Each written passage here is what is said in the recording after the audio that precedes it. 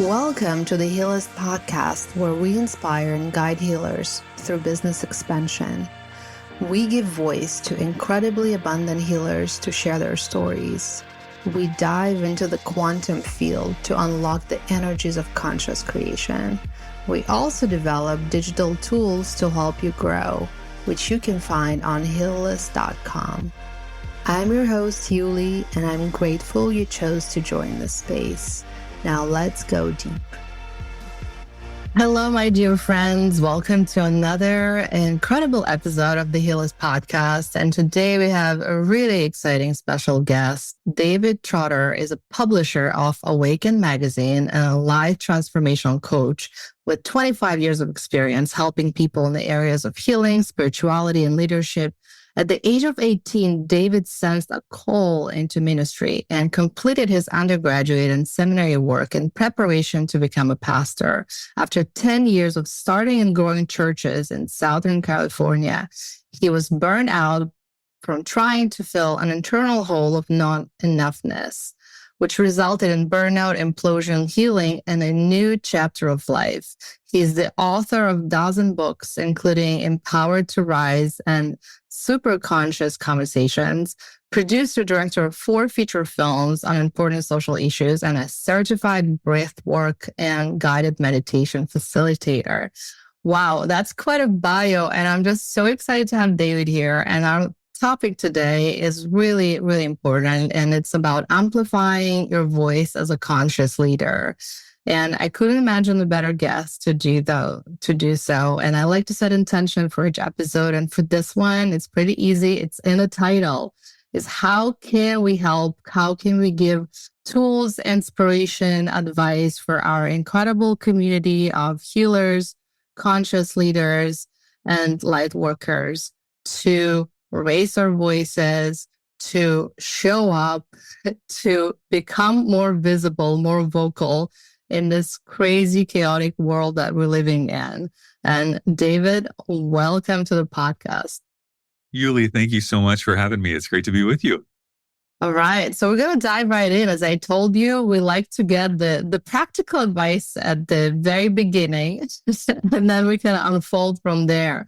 So I'm just amazed. So discovering the Awaken magazine, I'm just amazed by this opportunity for a lot of those emerging healers and emerging leaders in the space to become more visible and tell their stories and be presented in a way that is very, I want to say flattering, but also empowering, right? And very deserving of their influence. So tell us, how did you come up with this format, this mission? How did it all come about? What was the story behind it? Yeah, obviously it flows out of my own life transformation of, as you mentioned, I have kind of stepped into this world of spirituality coming out of more of a conservative Christian background. But I began to meet over the last 5 to 7 years so many incredible leaders, speakers, healers, light workers. And as I meet them, I go, man, so many of them are kind of hiding behind the modality, like really passionate about the modality, really passionate about people, can be nervous about promoting themselves. Like, oh, this is stepping into this like 3-dimensional world of kind of this game of marketing. And it kind of can feel like a game. But I go, they've got such an important message, such important work that if I could use my background, the last 16 or so years, I've served clients in the area of marketing. If I could help them amplify their voice by giving them a boost of credibility and a boost of visibility, they would be able to impact people that I personally would never be able to impact or reach. They would be able to bring more healing, more love, more transformation, more awakening to our planet than I could. And so, like, oh my gosh, if I could find a way to promote them in a really beautiful, engaging way, that's what I'd like to do. And so I started seeing some other digital magazines on the market. And, everyone has a different vision and a great, niche. But I thought, okay, if I could create something for the niche of people that I believe in so strongly and do it in a way that was both very aesthetically pleasing, beautiful, and engaging, that would help people. And, a lot of the magazines that I see maybe aren't as aesthetically pleasing as I think this group of people deserves in order to get their message out. And so that's why we've worked hard to create something that is both beautiful and engaging for healers and leaders. That's so incredible and such a brilliant idea. And I have to touch on one point that you mentioned, that about being aesthetically pleasing, because I feel like sometimes for me it's also like internal conflict, because coming, us being spiritual beings, right, and working in those energy fields, we often feel like the glam aesthetics, right? Something that a glossy magazine would have is not necessary in our spiritual world. And it's all about the message and the energy behind it. Why did you decide to kind of step into this aesthetically pleasing form and kind of go with it? Yeah. For whatever reason, we live in a world where certain things catch our eye, and beauty is obviously very subjective. And when I say aesthetically pleasing, I don't mean the people that are on our cover. Everybody's beautiful, right? In our own way. Everybody's handsome in their own, but it's more the packaging, the way that the graphics are put together, the way that the page loads, the way that the website is presented. All of those things, we do live in a world where things catch our eye.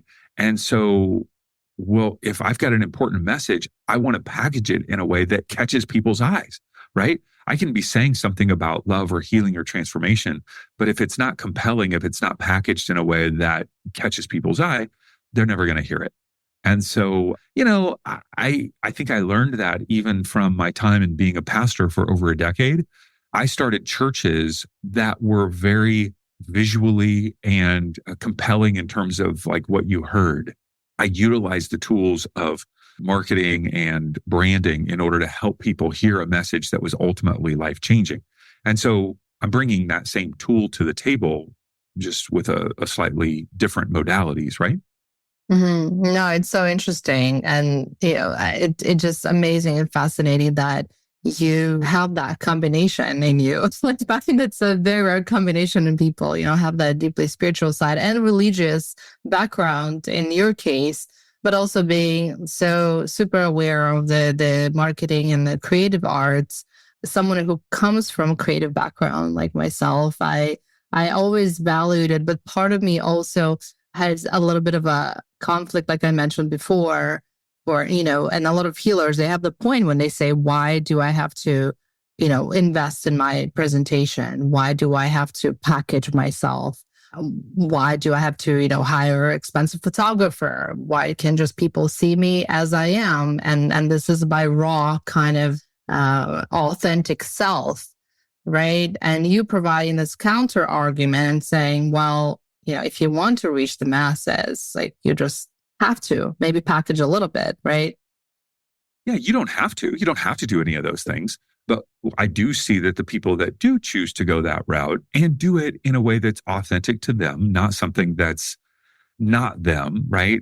It is weird when you see a photo of somebody and then you meet them in person and you're like, oh, that's the same person. I wouldn't have guessed that, right? No. We're not looking for that. We're looking for authenticity. It's just utilizing the tool of getting someone's attention. So if I give a talk, for instance, I've given hundreds and hundreds of talks. If the very first thing that comes out of my mouth is the most intense thing that I'm trying to communicate, you're probably not going to be able to hear it, right? That's the core message. But if I communicate from the very beginning, something that catches your attention, that pulls you in, that feels compelling in a certain way, you're more prone to listen. It's the same thing that we're doing with visuals, is it's just presenting the very first thing as something that's compelling, that causes you curiosity to go, I want to learn a little bit more. I want to take that in. I want to see what that's like. And that's the strategy, right? You don't have to use that strategy, but we find that people who do tend to get a little bit more eyes on what they're doing. And that's ultimately the goal. The goal, and this is so, so important. I teach my coaching clients this, people that I work with.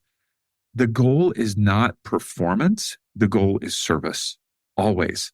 And so whenever we're thinking about whether it's being on a podcast interview or presenting an article or a talk or social media post, it's not to perform in order to please other people or to get people's attention. The ultimate goal is to serve. How am I trying to bring transformation, healing, awakening, love to the table? And then if there are tools that help me get people's attention in order to do that, then I want to use those. Some tools, though, I will say, Yuli, some tools are out of alignment with maybe our values. And so that's a constant question to go, what are my values and are these tools out of alignment? This might be controversial, but I'm going to share this. I have seen some healers that will utilize their physical bodies in order to get attention, right? And even the initial image that's presented on a reel, right? That's an attention-getting image that you may have seen. And then all of a sudden it goes to the actual message that's transformation and healing or something like that. For me personally, that would be out of alignment with what I would want to present to people, right? For other people, it may not. That's an attention-getting tool, but we always have to ask, is this an attention-getting tool that is in alignment with who I am and the values that I'm bringing to the table? So it's a question I'm always asking. It's so interesting and so deep. I feel like there's no right and wrong. I agree with you, but it is something that I find there like one of the most interesting like challenges, and that's why I built the business of healers to help healers to be presented properly. But it's always the question of, marketing, right? The area of marketing is known for its manipulative nature. Mm-hmm. And it's built on using psychology to grab attention, to sell things, right? So in a way, we have to play this game. Like there's no other way, especially if you're trying to sell services online to clients that potentially, might come recommended, but might be new people that just met you and they need to learn about you or you need to catch their attention. Are there any other ways to do so that are not necessarily manipulating as some of those marketing tactics are? And it's been like a big quest. I don't think there's an answer, right? But it's been a big quest of mine, who's someone who's also done marketing for the past 2 decades. What are the most authentic ways to, yes, play the games and maybe use some of those tools to our advantage, but also to stay authentic and make sure that, people are not manipulated in some of those spiritual practices that healers are offering? It's tough. I think for me, it's a constant question. Like even there's only one spot left, I will work with, because locally my partner, she owns a meditation and breathwork studio here in Southern California called Behind the Lids. And so we do certifications, breathwork certifications, guided meditation, and sound, and all these things. And there will be some people that we work with, facilitators, that go, okay, I'm going to put on my Instagram, there's one spot left, right? And I go, is there only one spot left? I mean, like if there were 2 people that signed up, would you take the second one? Well, of course I would. Okay, well then why are we saying there's one spot left? Like that's out of alignment with our values. You're lying to people. Like that doesn't, you know what I mean? Like, so that's a question that I'm always bringing to the table is like, oh, wait, is this really true? Like, is it really what we would do? And I think that's a good exercise because it keeps me honest with how I'm, presenting things. People will even ask me that with the magazine. They'll go, okay, do you have statistics on the people that participate as executive contributors in your magazine? Do you have statistics on the number of leads that they've gotten by doing that? And I go, no, I don't. And I never will, because I'm not going to utilize that to overpromise something. I can't promise you anything. What I can promise you is I'm going to present you in a beautiful way. And here's the audience that I'm going to present you to. And in large part, the results that you get are dependent on how much you leverage the branded content that we create together, right? But I don't want to be in a position where I'm over-promising and under-delivering. I will always want to under-promise and over-deliver. Yeah. And it's always, it's a great point that you mentioned that the conversion rates, right? All those marketing terms or the lead generation, it's always a question, or the ROI, another favorite one, the return on investment, right?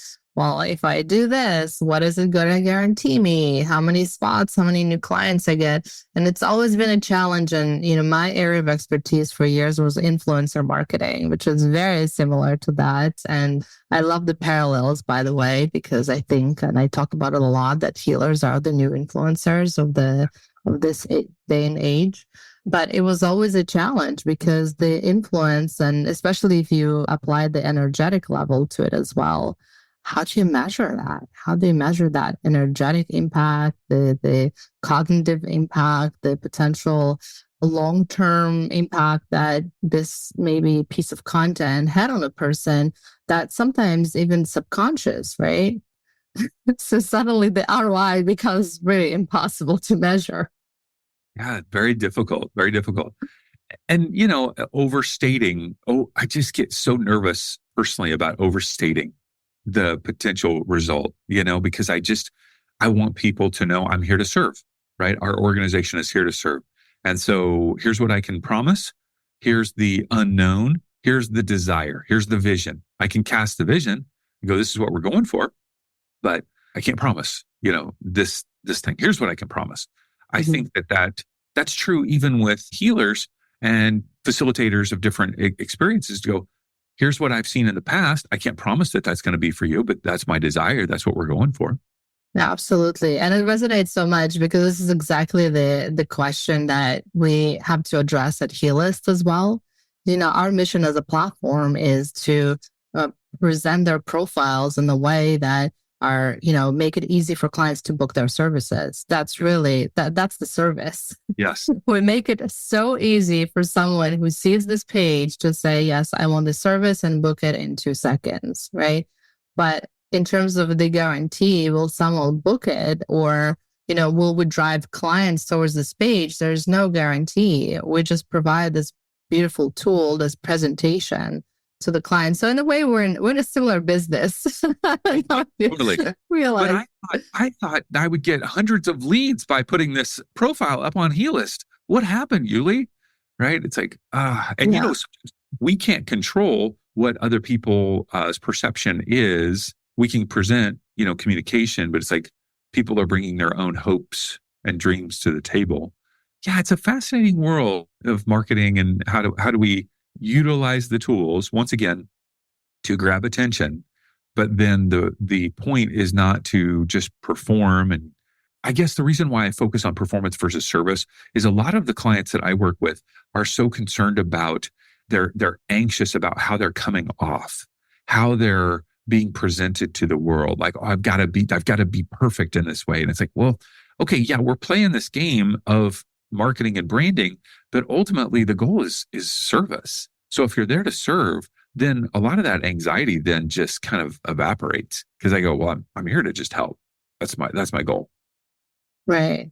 So talk more about the right presentation and some of the concerns that people bring to the table when they come and they say, okay, I'm ready for this big next step of being on the cover of a digital magazine, which I'm sure comes with a lot of anxieties for this audience. What does that process look like? The process in terms of like actually working with someone? Well, I think there's 2 parts. Okay. So 2 parts of this complicated question. One psychological part and, making sure that they're comfortable with the way they're portrayed and how do you present them and how do you choose the right branding, the right message, or do they come to you already with that? With all those things figured out? My guess would be no, but I'm curious to hear from you. And then the second part is on a more practical level, on a production level. How does it actually look like and how does it work? Yeah. So some individuals do come to the table with a very clear message and here's what I do and how I do it, why I do it, the benefits of working with me. One of the challenges for a lot of healers is they start with one thing. They start with one modality. So let's just say somebody had some sort of issue. They received some Reiki treatments or sessions and they're like, oh my gosh, I've got to be a Reiki healer. So they go through Reiki process. They've got Reiki 1, 2, 3, 4, 5, Reiki Platinum, right? All of them. And then they go, okay, now I like sound healing. I'm going to add that because that would be really helpful. And then, I should get breath work. And then I should probably and so they come with like 10 modalities and they've got all these amazing tools. But then the challenge is, how do you communicate what you do? Right. And so helping them go, all right, is there a certain niche that you primarily focus on? Let's focus on that niche. And then let's focus on what is it, the primary result that you're trying to help them with. And so we, try to help them kind of narrow that down and hone in on one particular thing. So one of the things that I always ask them during our consultation calls is, if you could use publicity in order to grow one aspect of your work, what would it be? Well, I really want to focus more on one-on-one clients that are women that are, kind of dealing with this. Okay, great. Or I really want to grow this group program that's a 1-year program. So we try to hone them in on what that thing is that they are wanting to see results on. And then, of course, if they're featured on the podcast, hone in on that as the specific part of the conversation. Psychologically, I'll have people that, that join us as executive contributors and go, oh my gosh, I'm so nervous on the podcast. I've never done one before. I go, well, I've done hundreds. I literally have interviewed hundreds of people. I'm great at helping you share your story because I'm genuinely interested in your story. So I'm just, I give them 6 to 9 questions ahead of time to go, here are the questions that I'm going to ask you. Would you like to add any questions? Would you like to subtract any questions? Let's make sure that the questions are going down the road that's going to really set you up to win in terms of communicating your message. And then, you can hear them take a sigh of breath of relief. Oh, okay. All right. I'm for you. I'm for you. That's the whole reason why we're doing this is I'm for you. So I'm going to set you up to win. Then really asking them questions that help them hone their message. Oftentimes when you've been doing something for so long, you don't know what you know, right? You don't realize I'm assuming all of these things. So I will oftentimes ask them questions that might seem very rudimentary, very simple, but it's because I don't want to assume that the audience is listening understands anything. So what is Reiki? Oh, how does energy work? How does that impact? If I was dealing with a challenge, how might Reiki help me? I don't want to assume that people know that, right? Or we had someone that I just interviewed yesterday that is bringing consciousness to the military, believe it or not. This individual is working in the U.S. Army. They've worked for the Coast Guard. Now they work for the State Department, and they bring consciousness into the conversation in order to bring equity into this environment.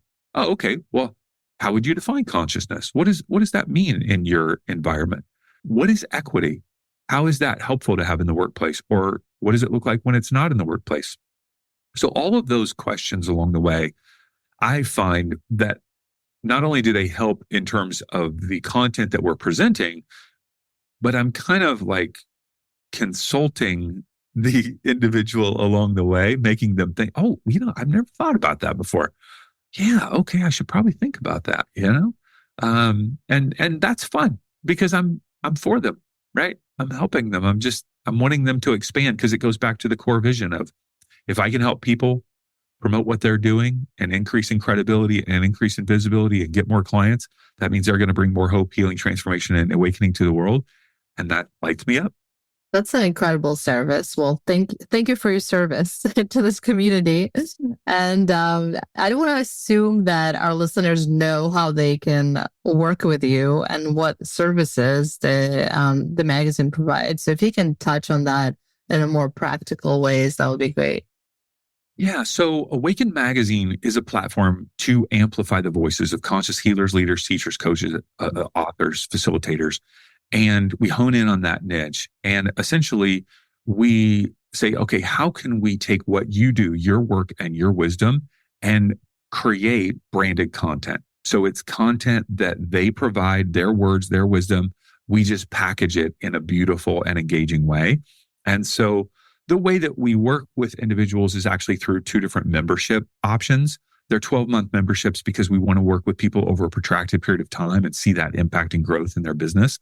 And those memberships, one is more entry level, where they have the opportunity to present an interview about themselves and publish it through the magazine, and also be able to publish monthly articles through the magazine. Anything that's focused on spirituality, personal development, health and wellness, relationships.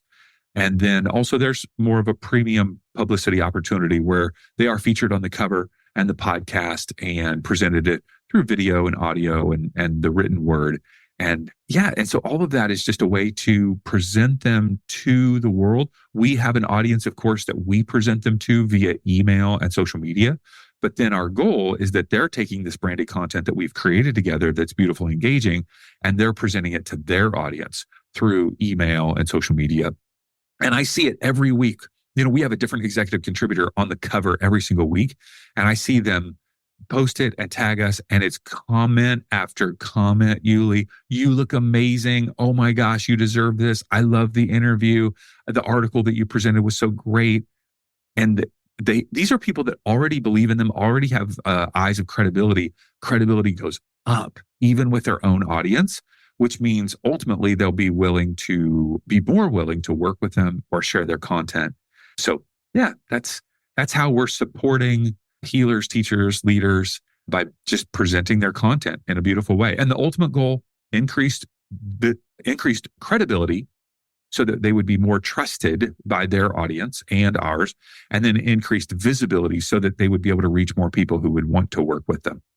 Incredible. Yeah, it's a really amazing opportunity for anyone that is a holistic healer or a leader in the space. And I wanted to ask, as someone, again, comes from a creative background, how do you make them look so amazing? And every cover is just outstanding and so captivating. And all the content on your website or in the magazine.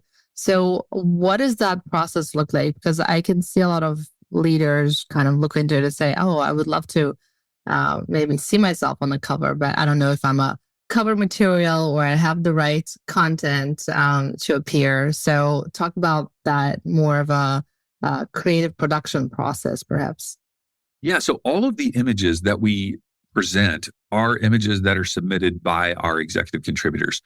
And so we do encourage them to get the best possible photo that they have available to them. Some people, are able to present professional images. That would be our first choice. The cover is a headshot. We do have a great team that photoshops things to, make it look amazing. Oftentimes the background of a photo is not conducive to a magazine cover. So we'll change out the background.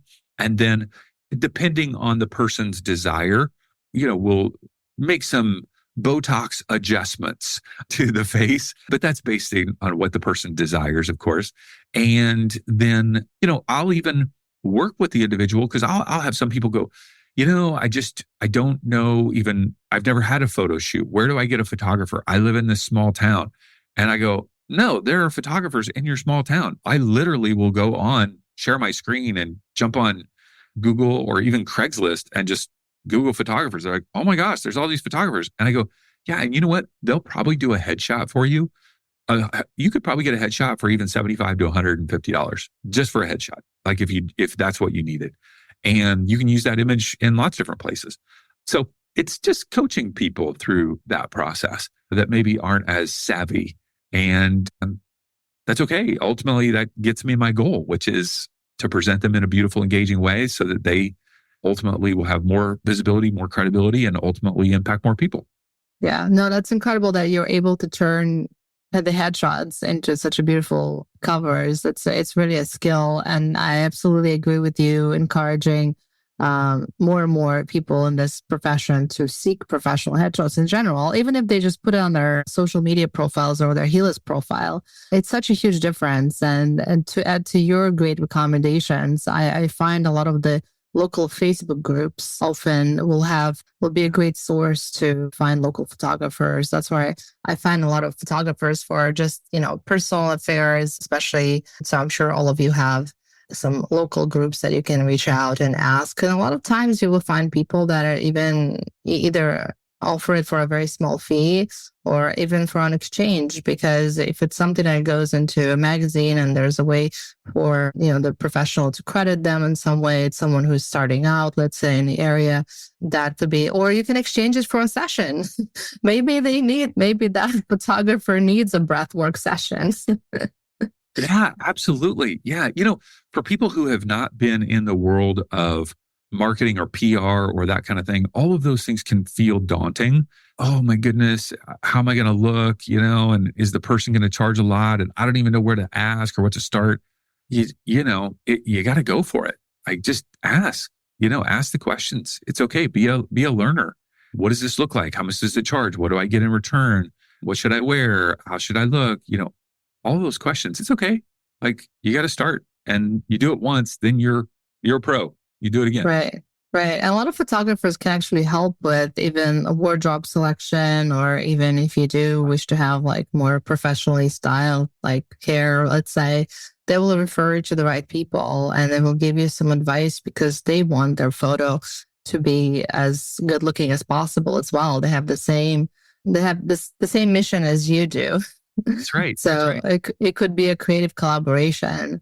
But yeah, I think it's something, having a great headshot. I can't speak enough for that. And thanks for your great suggestions and for emphasizing, but also to creating an easy way to take those headshots and put it on something on the cover of magazine. I think it's something that makes for people maybe a little easier to envision themselves on it. Oh, okay, just all it takes, it's a headshot and it's a great interview, that all the thoughts and wisdom I already have, that's all it takes to put it out there. But I think a lot of people just don't realize how that a lot of what you do and the way you present, they already have that, right?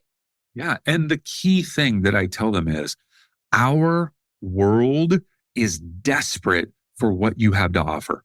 It's absolutely desperate. Like our world needs what you have. You wouldn't be doing this if you didn't think that our world needs it. And I'm just coming along confirming it, saying, yes, our world needs your energy healing, your breath work, your meditation, your yoga, your coaching, your whatever it might be. Our world needs it. And so in order for people to find out about what you offer, we want to present that.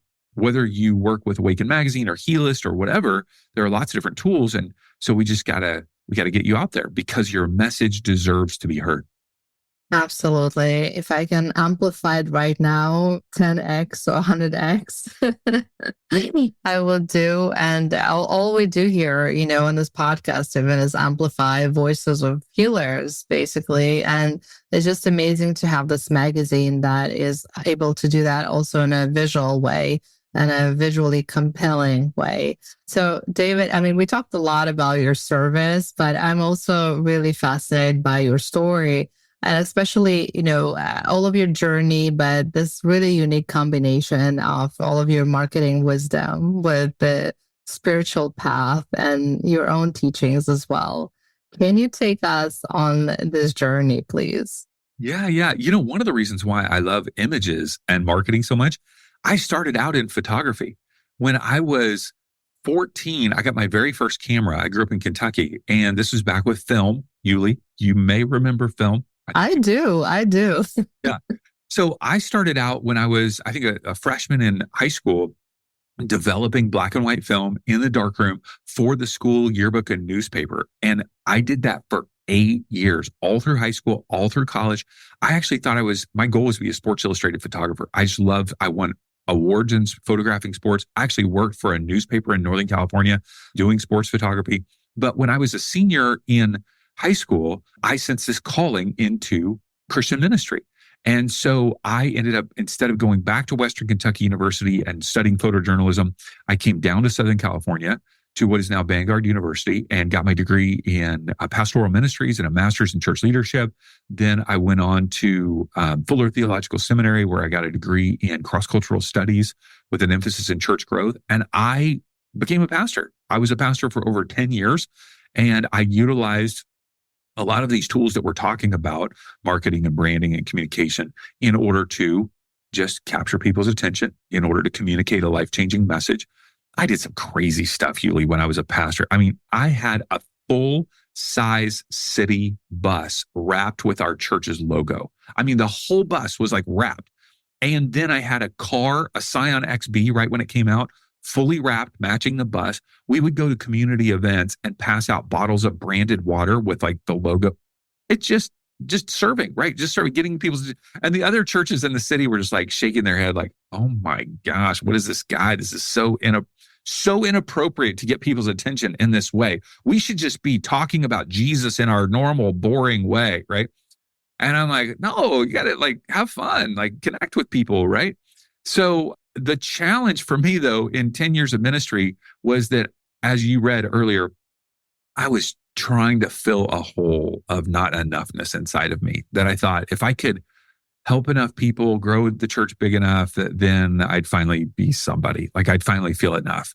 And so about 16 years ago, I just hit a wall of burnout and made a transition where I started utilizing those skills of marketing to help for-profit and nonprofit clients. But it also gave me the freedom to have some time, because I worked for myself as a solopreneur with contractors, where I started asking questions kind of outside the box of what I had been teaching and what I had been taught. And so I started asking questions around personal development, coaching, started doing some coaching myself because that's all about helping people, right?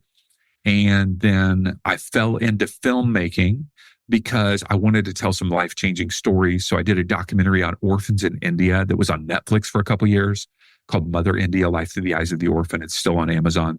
I did a documentary on sex trafficking in the United States because I saw the issue of trafficking, not only in other places, I physically saw it. And then I began to learn about it in the United States. And so I featured 6 female abolitionists who had become aware of the issue of trafficking in their cities and then opened up aftercare homes. So we featured a woman in Baltimore, Nashville, Little Rock, Houston, Dallas, Sacramento. And that film just was so amazing. I did a couple more films, and then I started, because I love telling people stories, I started a podcast called Inspiration Rising, focused on female entrepreneurs, because I found that a lot of women kind of 30 to 60 were interested in all the stuff that I was doing, ministry or marketing, movies. And I did several hundred interviews. And in the course of those interviews, Yuli, I started interviewing a lot of people that were spiritual type entrepreneurs.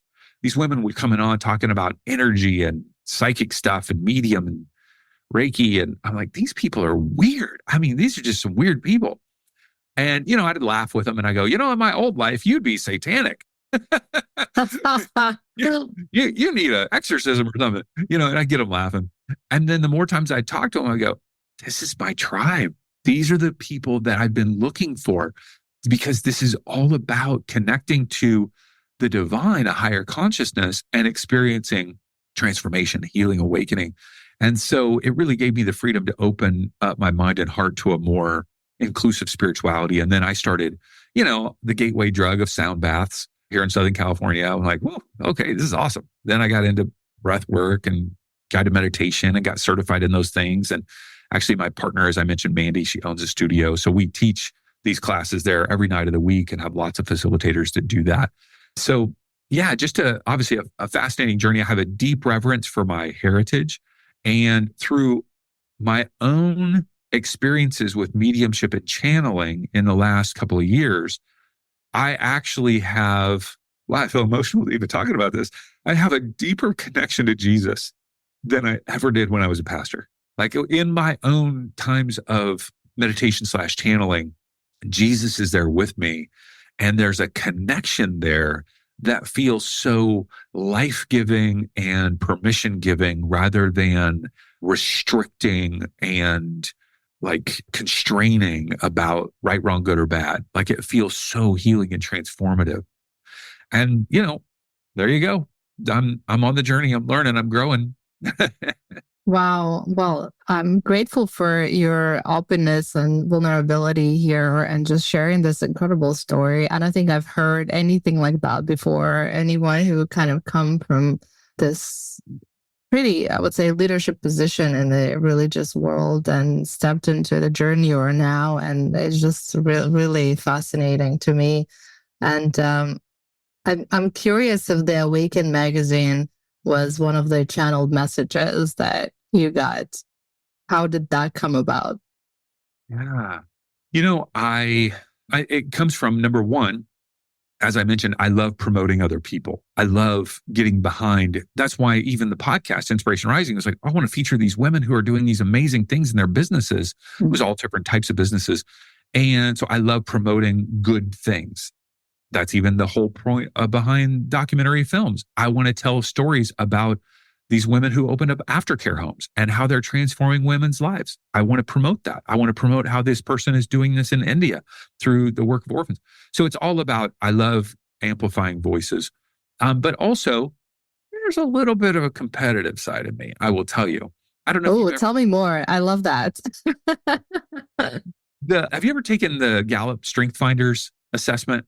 Have you ever done that particular one?